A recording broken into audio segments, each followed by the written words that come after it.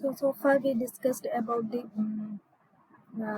ALU and the processor part. Next we come to the memory. So the memory, that is RAM and ROM. RAM means random access memory, and it is used to store the data.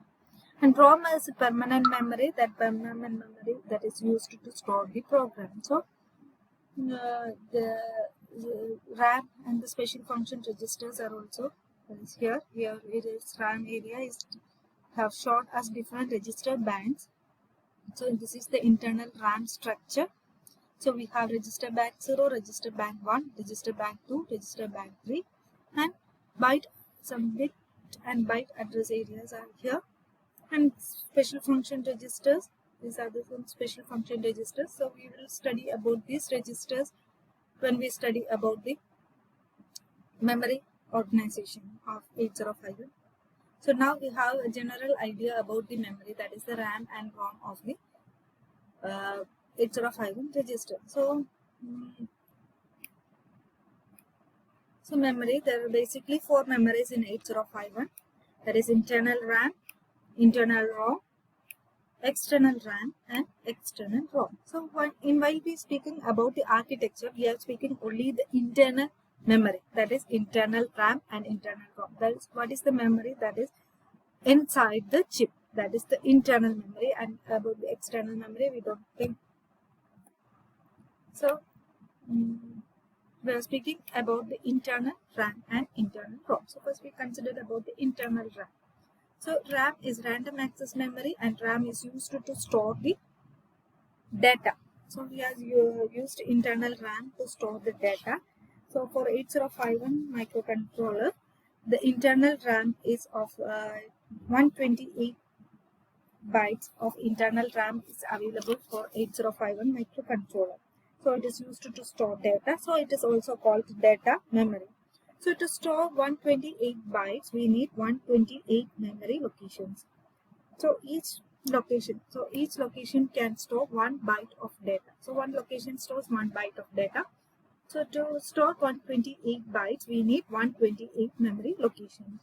So we know that one bit, if one bit address, if the address is 1 bit, we can address 2^1, that is 2 locations. So one location name will be 0 and the other location name will be 1. So with 1 bit we can access 2 locations. So if we have 2 bit address, we can access up to 2^2, that is 4 locations. So for 128 locations, to address 128 locations, we need 7 bits. So the highest bit, the lowest, the starting address will be 0, starting address will be 0, and the highest address will be, that is 7 bit, that is highest is 7 ones.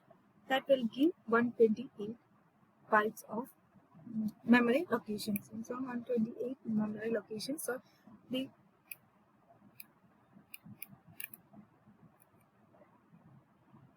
So the 120, that is the starting address, that is 8-bit address. So only for the internal RAM, we have 8-bit address. For other all memory locations, we have 16-bit address, and only for internal RAM we are having 8-bit address. So for internal RAM, we need the highest address is 7F is the highest address. So we have the location memory address from 0 hex to 7F. And 8-bit of data can be stored. Any 8-bit of data can be stored in these locations. I have just shown some examples. All the values will be written in hex, not the binary. So 4 bits, 8 bits are called 1 byte, and 4 bits are called 1 nibble. I hope that you know all these things. So the address of internal RAM will start from 0 hex to 7F hex. So the 7F, we find the highest address by calculating how many bits are needed for 128 bytes. So 7 bits are needed to address 128 bytes. So 128, that is 2^7 is on 128. That's what we have for all the 7. That will be the high. All the 7 bits are 1 are the highest location, but the 7F is the highest location.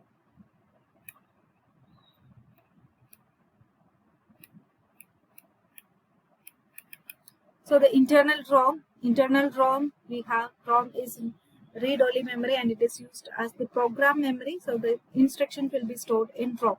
So the internal ROM, that is 4 KB, is available for 8051 microcontroller. So 4 KB means 4K locations.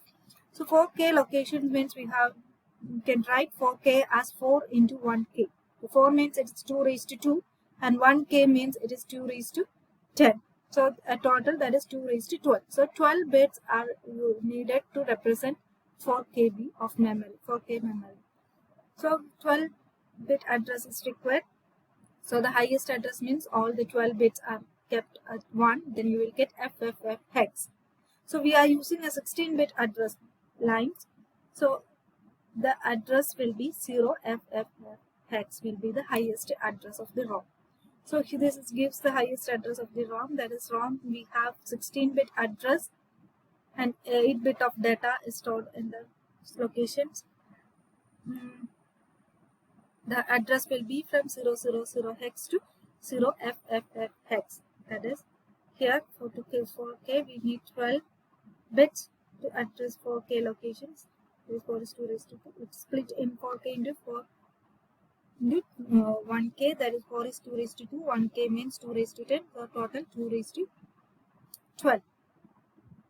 So it is F0FFF hex is the highest address of internal ROM.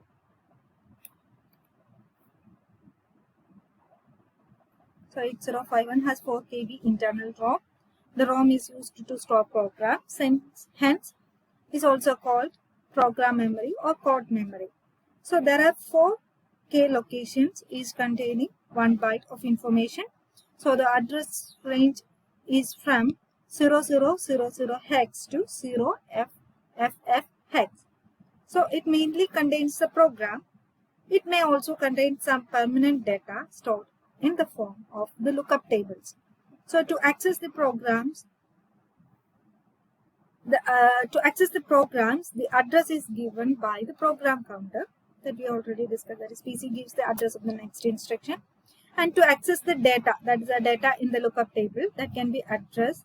The address is given by the data pointer, that is the DPTR pointer address of the data in the lookup table.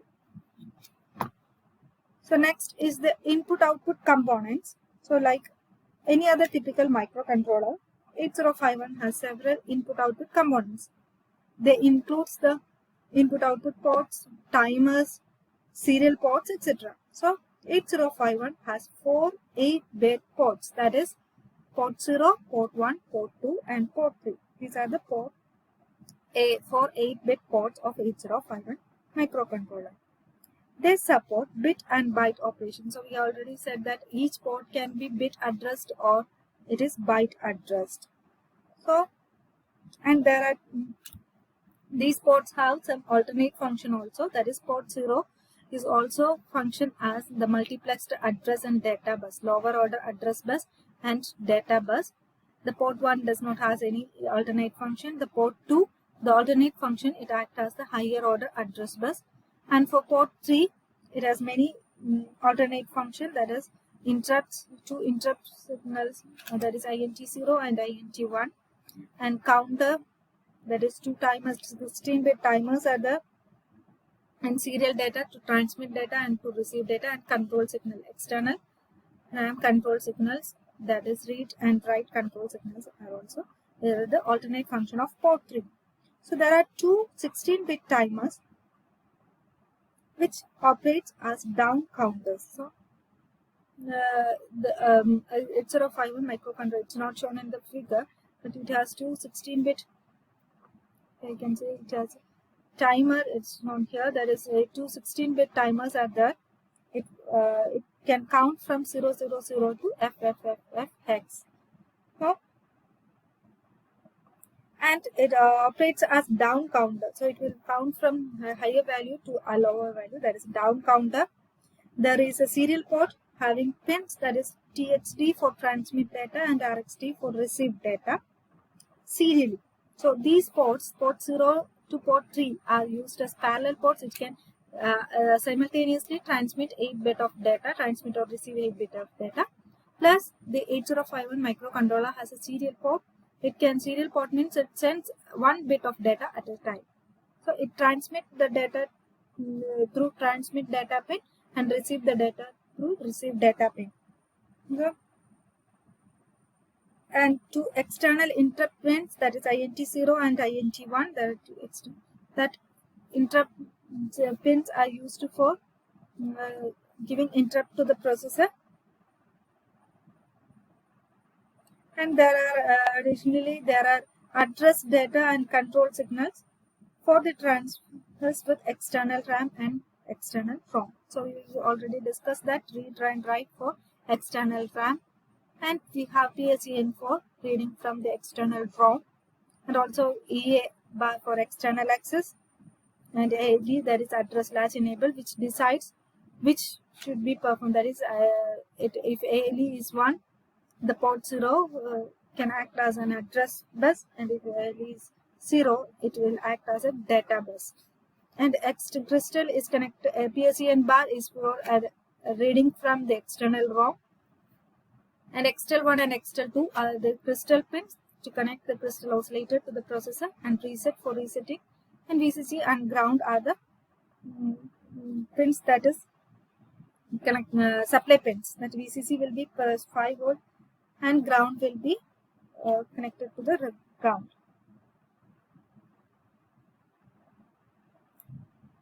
So you can see the bus connections, that is 8-bit address and data bus, that is connected to the RAM here, because the RAM has only 8-bit address.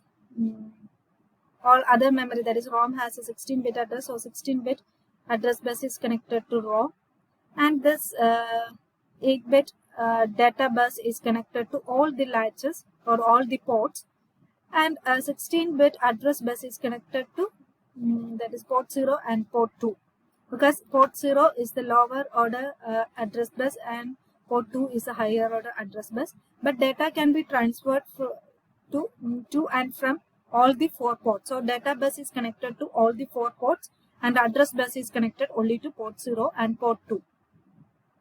So here we can see a latch for each port. So the buses are used for data transfer, that is buses only transfers the data. The buses will not buses carries the data, but buses will not store the data. But in ports it will store the data. In port, this data is stored in the latches. So latches, for every port we have a latch. The latches are used to store the data that is sent to the port and also received by the port. So it is also called port registers. The latches are also called port register. So it is 8-bit port. So we have 8-bit latches connected to all the ports. This is the timing system, timing signals, and this generates the control signals. It controls all the systems and releases the control signals. That's all about the architectures, and we will go into detail of each register, that is PSW register and the register bank, that when we study the memory organization we will go into detail about the register bank. So finally, 8051 has 21 8-bit internal special function registers. They are used to control operation of the various input-output components that is mentioned above. This is the architecture.